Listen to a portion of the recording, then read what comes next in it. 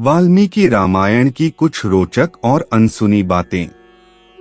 भगवान राम को समर्पित दो ग्रंथ मुख्यतः लिखे गए हैं, एक तुलसीदास द्वारा रचित श्री रामचरितमानस और दूसरा वाल्मीकि कृत रामायण।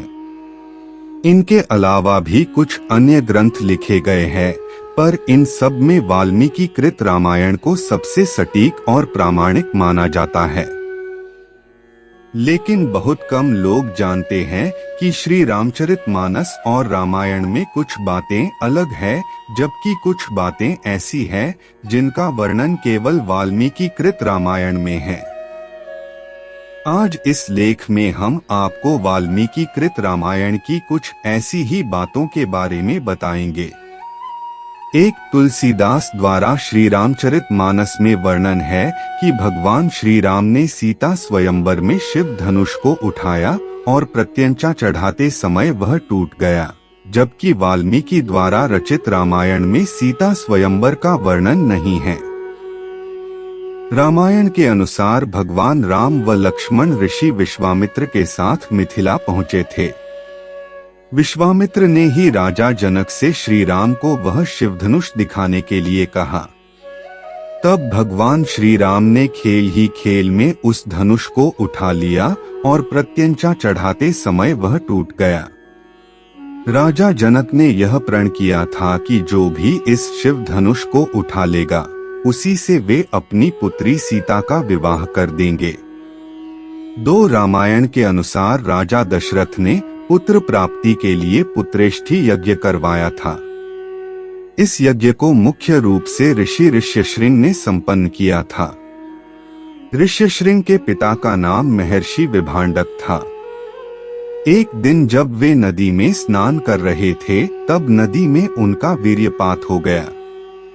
उस जल को एक हिरणी ने पी लिया था, जिसके फलस्वरूप ऋषि ऋष्यशृंग का जन्म हुआ था। 3 विश्व विजय करने के लिए जब रावण स्वर्ग लोक पहुंचा, तो उसे वहां रंभा नाम की अप्सरा दिखाई दी। अपनी वासना पूरी करने के लिए रावण ने उसे पकड़ लिया। तब उस अप्सरा ने कहा कि आप मुझे इस तरह से स्पर्श न करें, मैं आपके बड़े भाई कुबेर के बेटे नलकुबेर के लिए आरक्षित हूँ, इसलिए मैं आपकी पुत्रवधू के समान हूँ। लेकिन रावण नहीं माना और उसने रंभा से दुराचार किया। यह बात जब नलकुबेर को पता चली, तो उसने रावण को श्राप दिया कि आज के बाद रावण बिना किसी स्त्री की इच्छा के उसे स्पर्श करेगा तो उसका मस्तक 100 टुकड़ों में बंट जाएगा।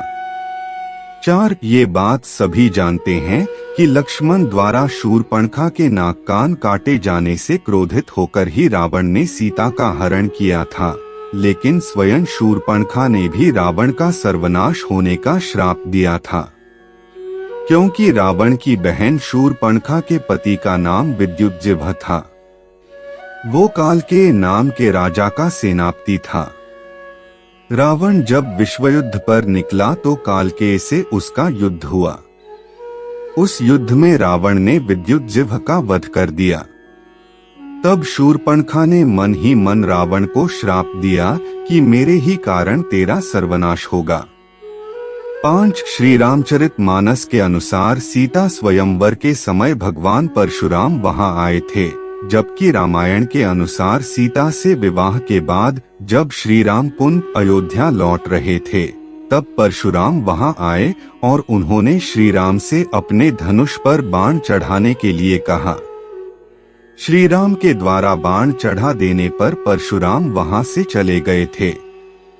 6 वाल्मीकि रामायण के अनुसार एक बार रावण अपने पुष्पक विमान से कहीं जा रहा था, तभी उसे एक सुंदर स्त्री दिखाई दी। उसका नाम वेदवती था।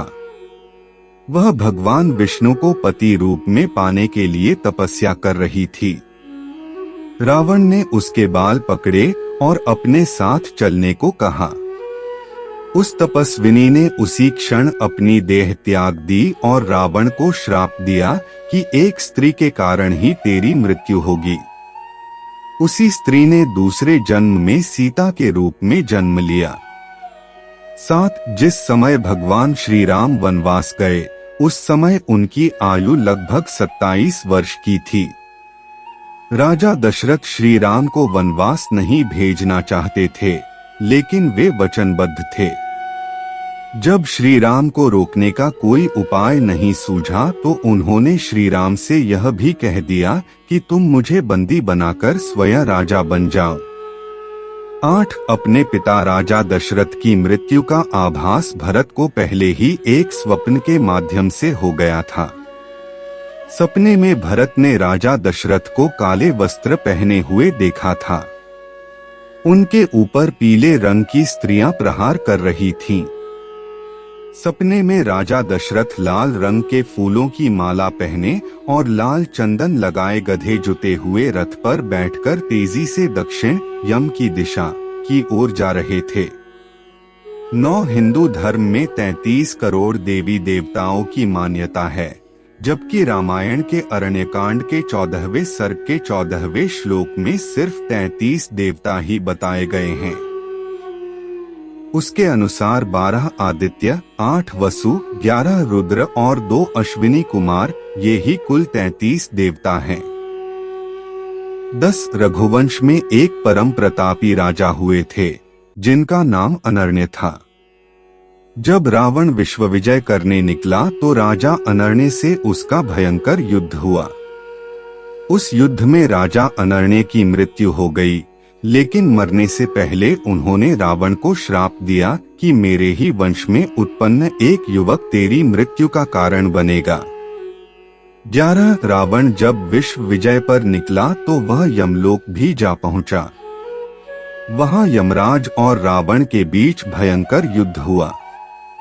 जब यमराज ने रावण के प्राण लेने के लिए कालदंड का प्रयोग करना चाहा, तो ब्रह्मा ने उन्हें ऐसा करने से रोक दिया, क्योंकि किसी देवता द्वारा रावण का वध संभव नहीं था। 12 सीता हरण करते समय जटायु नामक गिद्ध ने रावण को रोकने का प्रयास किया था। रामायण के अनुसार जटायु के पिता अरुण बताए गए हैं। ये अरुण ही भगवान सूर्यदेव के रथ के सारथी हैं।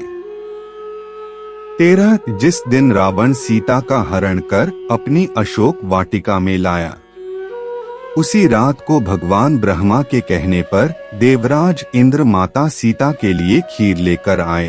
पहले देवराज ने अशोक वाटिका में उपस्थित सभी राक्षसों को मोहित कर सुला दिया। उसके बाद माता सीता को खीर अर्पित की, जिसके खाने से सीता की भूख प्यास शांत हो गई। 14 जब भगवान राम और लक्ष्मण वन में सीता की खोज कर रहे थे, उस समय कबंध नामक राक्षस का राम लक्ष्मण ने वध कर दिया। वास्तव में कबंध एक श्राप के कारण ऐसा हो गया था। जब श्री राम ने उसके शरीर को अग्नि के हवाले किया तो वह श्राप से मुक्त हो गया। कबंध ने ही श्री राम को सुग्रीव से मित्रता करने के लिए कहा था।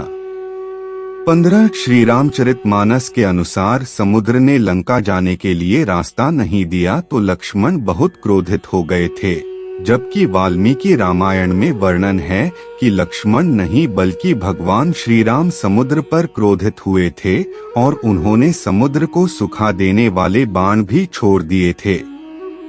तब लक्ष्मण व अन्य लोगों ने भगवान श्री राम को समझाया था। 16 सभी जानते हैं कि समुद्र पर पुल का निर्माण नल और नील नामक वानरों ने किया था, क्योंकि उसे श्राप मिला था कि उसके द्वारा पानी में फेंकी गई वस्तु पानी में डूबेगी नहीं, जबकि वाल्मीकि रामायण के अनुसार नल देवताओं के शिल्पी इंजीनियर विश्वकर्मा के पुत्र थे और वह स्वयं भी शिल्पकला में निपुण था। अपनी इसी कला से उसने समुद्र पर सेतु का निर्माण किया था।